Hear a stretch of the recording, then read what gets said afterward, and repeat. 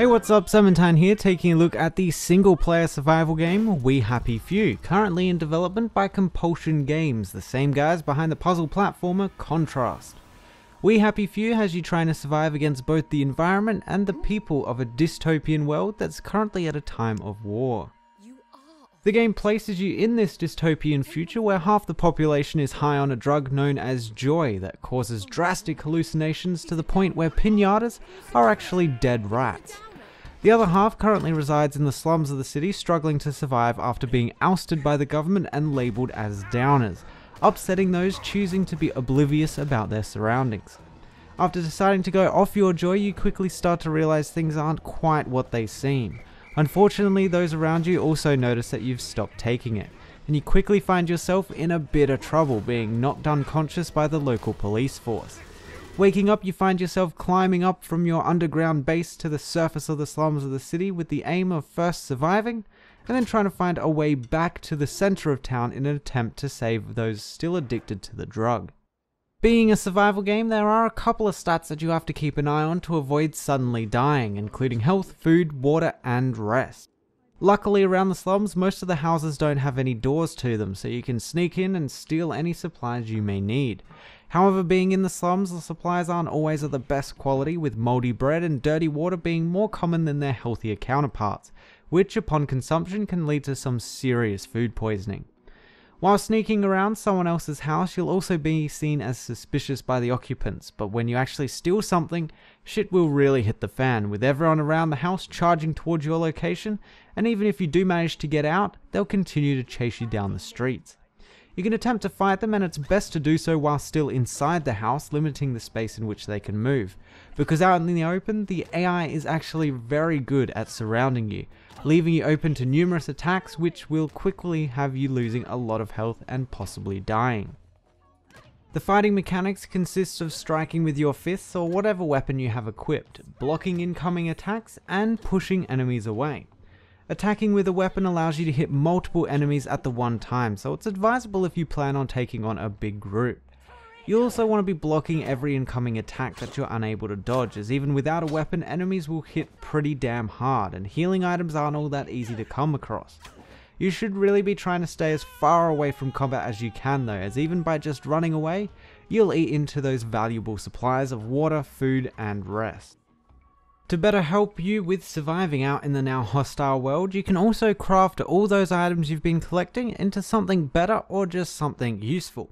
Things like healing items, weapons, and tools are all craftable, but first require you to collect the necessary components before they unlock and become visible as a recipe in your craftable items list. Carrying around items, you will be restricted not by weight, but instead by space, where larger items take up 3 vertical squares and smaller items just take up the 1. You will have to manage your inventory quite often to get some of those bigger items in your backpack, along with just general crafting that may require you to place a couple of items on the floor to be able to craft a new item. There are ways to expand your inventory though, with pack space increasing items found around the world so that you can carry even more items around with you. But you're also able to store various items at your home base, a place where you can sleep and craft items safely. The items that you store here can actually be used while crafting out in the world, so you don't have to be lugging everything around with you all the time. Apart from your general inventory, you also have a couple of quick item slots, weapon slots, and clothing, which will become extremely important later on in the game when you enter the center of the city, with crappy clothes really making you stand out, and vice versa for the slums. Apart from just trying to survive out in the city streets, there are also some side objectives, or quests if you will, that you can complete, receiving some pretty worthwhile items upon successful completion.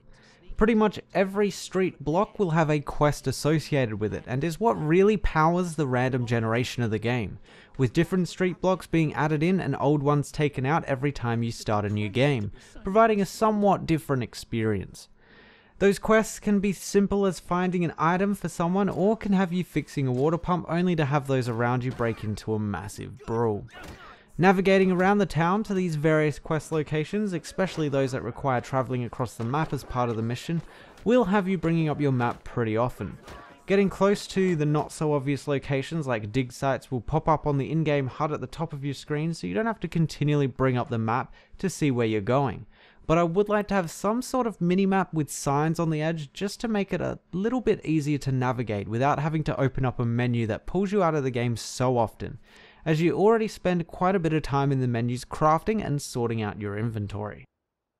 We Happy Few has probably been a little bit surprising for a lot of people, including me, as I expected this game to be more of a linear story-based kind of game, like Bioshock for example. While it doesn't provide that epic story to play through, it does still have some pretty impressive world building through environmental storytelling, discoverable letters, and from the people around you. The world is an extremely interesting one, and there are plenty of mysteries to figure out. The main story is also currently not in the game, so it could be quite a bit more story based, with what's currently playable just being the backbone of the game and the game's mechanics. By release, the game will contain 3 unique main stories that follow separate characters as they travel through the world. Other features of the game include a couple of modes you can activate or deactivate for an altered experience, including permadeath mode, which surprisingly is on by default.